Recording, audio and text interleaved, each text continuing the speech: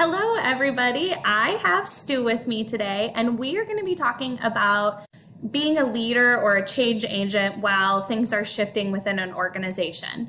Before we jump into the questions that I have for you, Stu, would you mind giving everybody a quick introduction? Sure. Good morning, Emma, and thank you for having me. My name is Stu Watson, and I'm the physician leader for Ascension Medical Group in the North region of Wisconsin. I'm an emergency physician by training and background, and I am also a Madison, Wisconsin native and resident. Wonderful. Thank you. So, as we were preparing for this conversation, you and I were just having a discussion about change management. And one of the ideas that you brought up that I want you to kind of talk a little bit about today is that as a leader, especially now, almost everything that you do has a flavor of change management associated with it. Can you talk a little bit about that? Sure. So I think day-to-day work, whether it's at work or it's in your home, you're constantly experiencing change. Just some examples recently of maybe to talk through. Look with COVID-19, what we've been having to do. We've had to ask people to change their work processes in a lot of dramatic ways. Wearing masks, which they've never done before. Social distancing. Setting up workflows, in our waiting areas, in our exam areas. It's a tremendous amount of change. Those are all changes that maybe are outside of what you normally would do, but you have to make decisions about. Then you have to react to that change and ultimately accept it or not. So I think everything we do, and we talked about COVID and the fact that we have to wear masks now when we're inside.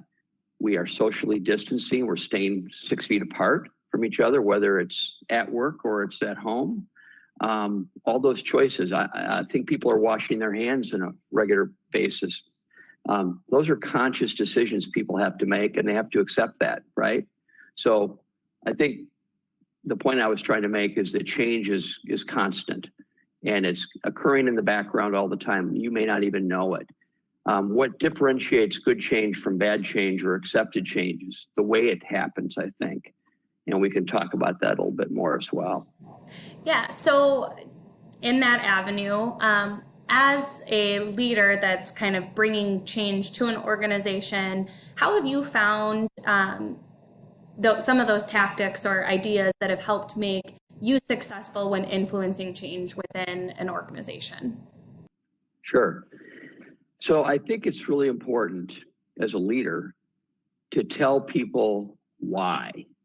People need to know the why you're asking them to change something.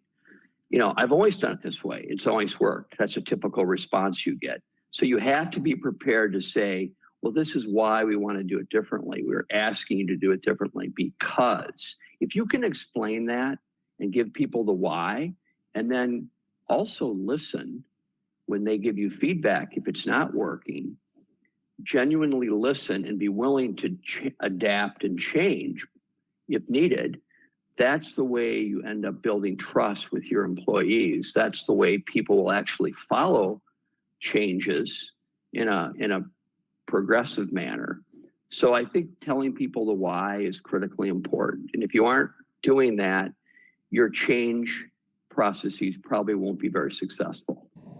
That give and take too is an interesting idea. The way you phrased it of being willing to take their feedback and change what you're doing, it does build trust because you're showing them that you can adapt the same way that you're asking them to, which I think is really important. So I know you mentioned the idea of COVID and some of the procedural changes that might be taking place specifically in clinics and hospitals right now, versus maybe something that's like a cultural shift. How does helping influence culture shift versus like a procedural shift, or maybe the adaptation of new technology like telemed capabilities and that type of thing? Have you seen differences in how you can help support those changes? Sure. So if you want to talk about the culture of your organization, that's really about the engagement you have with your teams. So all of your employees feel engaged with the organization. They feel a part of the organization. They're loyal to the organization. And that really is a byproduct of how you do business day to day. So how you manage small changes on a daily basis over time, it leads to a cultural shift where employees feel valued, they trust leadership to do the right thing, they're engaged with the change management that's going on, they're enthusiastic and they're loyal. And I think that's what a positive work culture is when people feel engaged and loyal. And it doesn't happen overnight. So how you do these little changes and how you lead through change every day takes 2, 3, 4, 5, 6 years. Most experts in cultural transformation will tell you it's a 5 to 7 year journey to truly change the culture of an organization. But it starts one small change at a time. So it's how you manage those procedural changes that affect the overall greater cultural shift within an organization. That's interesting. I haven't heard the 5 to 7 years for the cultural shift. So I also appreciate that little bit.